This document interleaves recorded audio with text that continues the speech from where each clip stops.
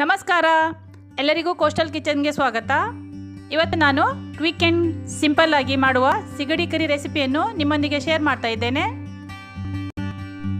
ಬೇಕಾಗುವ ಸಾಮಗ್ರಿಗಳು: ಅರ್ಧ ತೆಂಗಿನಕಾಯಿ ತುರಿ, 10 ರಿಂದ 12 ಒಣಮೆಣಸು, ಶುಂಠಿ ಅರ್ಧ ಇಂಚಿನಷ್ಟು, 4-5 ಬೆಳ್ಳುಳ್ಳಿ ಎಸಳು, 1 ಟೀ ಸ್ಪೂನ್ ಕಾಳು ಮೆಣಸು, 2 ಟೇಬಲ್ ಸ್ಪೂನ್ ಕೊತ್ತಂಬರಿ ಪೌಡರ್, 1 ಟೀ ಸ್ಪೂನ್ ಅರಿಶಿನ ಪುಡಿ, ಸ್ವಲ್ಪ ಹುಣಸೆ ಹುಳಿ, ಒಲೆಯ ಮೇಲೆ ಸುಟ್ಟಿರುವ 1 ಉಳ್ಳಾಗಡ್ಡೆ.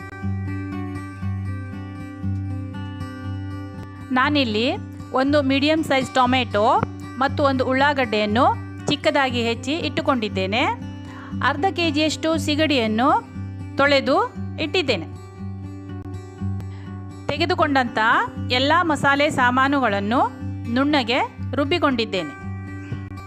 ಒಂದು ಪಾತ್ರೆಗೆ 1 ಚಮಚದಷ್ಟು ಕೊಬ್ಬರಿ ಎಣ್ಣೆಯನ್ನು ಹಾಕಿ ಅದರಲ್ಲಿ ಹೆಚ್ಚಿದ ಉಳ್ಳಾಗಡ್ಡೆಯನ್ನು ಹಾಕಿ ಸ್ವಲ್ಪ ಬಾಡಿಸಿಕೊಳ್ಳಬೇಕು. ನಾನಿಲ್ಲಿ ಕೊಬ್ಬರಿ ಎಣ್ಣೆಯನ್ನು ಬಳಸಿದ್ದೇನೆ. ನೀವು ಬೇಕಾದರೆ ಯಾವುದೇ ಕುಕ್ಕಿಂಗ್ ಆಯಿಲನ್ನು ಕೂಡ ಬಳಸಬಹುದು. ಅದರಲ್ಲಿ ಟೊಮೆಟೊವನ್ನು ಹಾಕಿ ಚೆನ್ನಾಗಿ ಫ್ರೈ ಮಾಡಿಕೊಂಡು ನೀರು ಸೇರಿಸಿ ಮುಚ್ಚಳ ಮುಚ್ಚಿ 5 ನಿಮಿಷ ಬೇಯಿಸಿಕೊಳ್ಳಬೇಕು. ನಾನಿಲ್ಲಿ ಸಿಂಪಲ್ ಆಗಿರೋ ಸಿಗಡಿ ಕರಿ ರೆಸಿಪಿಯನ್ನು ತೋರಿಸ್ತಾ ಇದ್ದೇನೆ. ನಿಮಗೆ ಇನ್ನೂ ಹೆಚ್ಚಿನ ಸಿಗಡಿ ರೆಸಿಪಿ ಬೇಕಾದಲ್ಲಿ ಕಮೆಂಟ್ ಮೂಲಕ ತಿಳಿಸಿ. ಮುಂದಿನ ವಿಡಿಯೋಗಳಲ್ಲಿ ನಾನು ಅದನ್ನು ಮಾಡಲು ಟ್ರೈ ಮಾಡುತ್ತೇನೆ. ಸಿಗಡಿಯನ್ನು ಅದರಲ್ಲಿ ಹಾಕಿ ಮಿಕ್ಸ್ ಮಾಡಿ 2 ನಿಮಿಷ ಬೇಯಲು ಬಿಡಬೇಕು.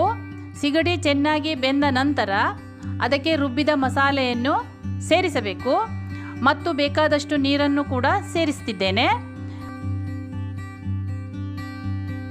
ಮಸಾಲ ನೋಡಿಕೊಂಡು ನೀರನ್ನು ಸೇರಿಸಿ, ತುಂಬ ತೆಳ್ಳಗೂ ಮಾಡಬೇಡಿ. ನಂತರ ರುಚಿಗೆ ತಕ್ಕಷ್ಟು ಉಪ್ಪು ಹಾಕಿ ಚೆನ್ನಾಗಿ ಕುದಿಸಬೇಕು.